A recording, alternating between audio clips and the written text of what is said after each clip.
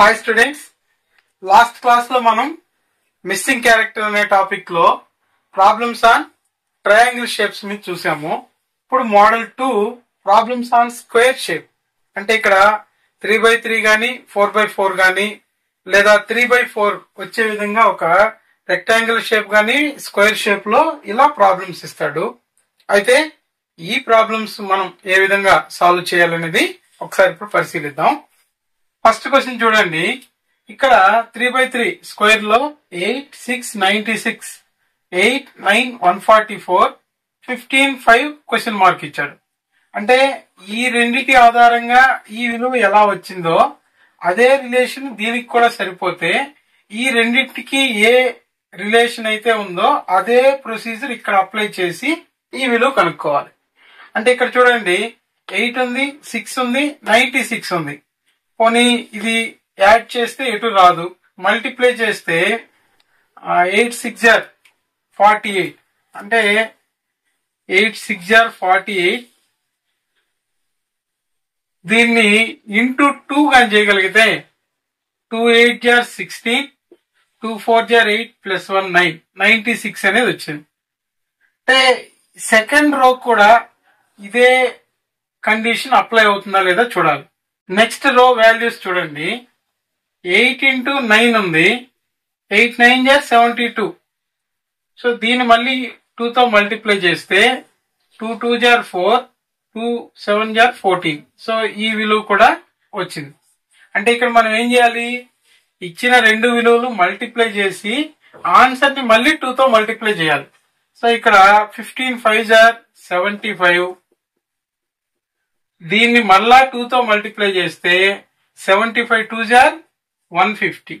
So 150 ఎక్కడైతే ఉందో దాన్ని కరెక్ట్ ఆన్సర్ గా గుర్తించాలి. నెక్స్ట్ సెకండ్ క్వశ్చన్ చూడండి. ఇక్కడ భిన్నాలు ఇచ్చినాడు, ఫ్రాక్షన్స్ ఉన్నాయి కదా అని భయపడద్దు. కానీ ఇలా కొద్దిగా కష్టతరంగా కనిపించిన లెక్కల్లోనే ఆన్సర్ సులభంగా వస్తుంది. సో ఇక్కడ చూడండి 1, 1/2, 3/2. సో 3/2 అనేది ఇంప్రాపర్ ఫ్రాక్షన్. దీన్ని మిక్స్డ్ ఫ్రాక్షన్ గా కన్వర్ట్ చేస్తే 2 1 jar 2, 1 మిగులుతుంది. అంటే 1 1/2 అవుతుంది. అంటే ఈ రెండింటిని యాడ్ చేసి ఇది వచ్చిందని అర్థం. సో ఇప్పుడు మనకి ఇక్కడ ఈజీగా అర్థం అయిపోయింది. అంటే 1 + 1/2 చేస్తే 2 1 jar 2, 2 + 1 3/2 అయింది. సేమ్ అదే విధంగా ఇక్కడ కూడా 2 + 2/3. సో 3 తో 3 2 jar 6, 6 + 2 8/3 వచ్చింది. అంటే ఇక్కడ మనకు మల్టిప్లై చేయాల్సిన ఫ్రాక్షనే కనుక్కోవాలి. అయితే ఇక్కడ మనకు డినామినేటర్ ఎంత ఉందో ఇచ్చే ఆన్సర్ లో కూడా డినామినేటర్ అంతే ఉంటుంది. కాబట్టి ఆన్సర్ లో డినామినేటర్ 5 ఉందంటే ఇక్కడ మల్టిప్లై చేయాల్సిన ఫ్రాక్షన్ లో కూడా డినామినేటర్ 5 ఉండాలి. సో డినామినేటర్ 5 ఉన్న options second option, third option రెండే ఉన్నాయి. కాబట్టి ఆన్సర్ ఈ రెండిట్లో ఉంటుంది. అయితే ఇక్కడ 19 రావాలి. 5 తో మల్టిప్లై చేసి కొంత యాడ్ చేస్తే 19 రావాలి. అంతే కదా చేసాం. 3 2 jar 6 దీన్ని మల్టిప్లై చేస్తాము. ఇక్కడ +2 యాడ్ చేస్తే 8 వచ్చింది. సేమ్ అదే విధంగా 5 తో 3 ని మల్టిప్లై చేస్తే 5 3 jar 15. 15 కి ఎంత కలిపితే 19 వస్తుంది? వెరీ గుడ్, 4 కలిపితే 19 వస్తుంది. కాబట్టి ఇక్కడ ఈజీగా 4/5 ఆన్సర్ అని చెప్పేయచ్చు. ఎందుకనంటే 5 3 jar 15, 15 + 4 19/5 వస్తుంది. నెక్స్ట్ థర్డ్ క్వశ్చన్ చూడండి. ఇలా 3 స్క్వేర్స్ ఇచ్చాడు. ఇలా 4 భాగాలు చేసి 3 13 2 5 అని ఇక్కడ ఇచ్చాడు.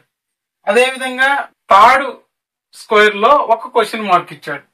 ఈ ఫస్ట్ స్క్వేర్ లో ఉన్నటువంటి నంబర్స్ కి ఏ రిలేషన్ అయితే అప్లై చేస్తామో సెకండ్ దాంట్లో కూడా మనకు అదే రిలేషన్ ఉండాలి. అలాంటప్పుడే థర్డ్ ఆప్షన్ లో ఆ రిలేషన్ మనం అప్లై చేసి ఆన్సర్ కనుక్కోవాలి.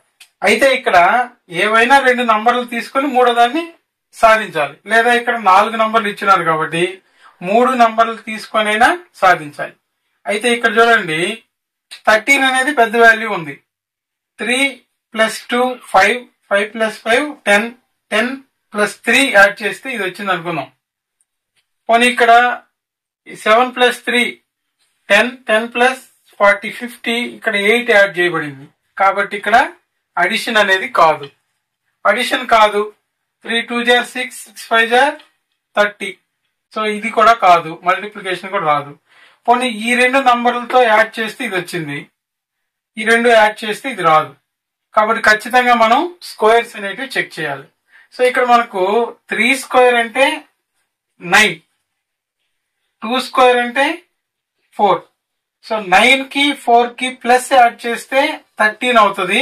ఇది వచ్చింది. మరి 9 లో నుంచి 4 సబ్ట్రాక్ట్ చేస్తే, ఈ రెండింటికి సబ్ట్రాక్షన్ అప్లై చేస్తే 5 వచ్చింది. అంటే ఇక్కడ ఈ రెండు విలువల ఆధారంగా ఈ రెండు వచ్చింది. అంటే ఒకసారి స్క్వేర్ వాల్యూస్ ప్లస్ చేసినప్పుడు మైనస్ చేసినప్పుడు. ఇదే కండిషన్ ఇక్కడ ఓకేనా, అప్లై అవుద్దా లేదా చూడాలి. 7 స్క్వేర్ అంటే 49, 3 స్క్వేర్ అంటే 9. సో ఇక్కడ ప్లస్ అప్లై చేస్తే 58. ఓకే, ఇది వచ్చింది. అదే 49 లో నుంచి 9 సబ్ట్రాక్ట్ చేస్తే, 49 లో నుంచి 9 సబ్ట్రాక్ట్ చేస్తే ఇక్కడ 40 వస్తుంది. ఇది కూడా ఓకే. అంటే ఇక్కడ మనకు ఈ రెండిటికి స్క్వేర్ నంబర్స్ కనుక్కొని ఇక్కడ మనం అప్లై చేయాలి. సో 5 స్క్వేర్ అంటే 25, 4 స్క్వేర్ అంటే 16. సో ఇక్కడ మనకు 25 ప్లస్ 16 అంటే 41. ఇది కరెక్టే. ఇప్పుడు మనం 25 లో నుంచి 16 మైనస్ అప్లై చేయాలి. 25 మైనస్ 16 అంటే మనకు 9 అవుతుంది. అంటే ఇక్కడ 9 ఎక్కడుందో అది కరెక్ట్ ఆప్షన్ గా తీసుకోవాలి. అంటే ఇలా ఇచ్చినప్పుడు మనకు మొదటి స్క్వేర్ లో ఎలాంటి రిలేషన్ ఉందో ఇక్కడ ఆల్రెడీ ఒక ఆన్సర్ ఇచ్చున్నారు కాబట్టి దీన్ని అక్కడ అప్లై చేస్తే ఈజీగా ఆన్సర్ ఉంటే పెట్టేయచ్చు. కానీ మనకు సెకండ్ స్క్వేర్ లో కూడా ఇదే కండిషన్ అప్లై అవుతుందా లేదనేది మాత్రం ఒకసారి చెక్ చేసుకోవాలి. 4th ప్రాబ్లం చూడండి. ఒకే స్క్వేర్ లో 8 భాగాలు చేసి ఇక్కడ నంబర్స్ ఇవ్వడం జరిగింది. 16, 40, 41, 15, 35, 21, 42 క్వశ్చన్ మార్క్. ఇక్కడ ఎదురెదురుగా ఉన్నటువంటి నంబర్స్ ఏవైనా చెక్ చేద్దామంటే మల్టిప్లికేషన్ లో కూడా ఆఫ్ కూడా లేవు కాబట్టి ఎదురెదురున్న నంబర్స్ కి రిలేషన్ లేదు.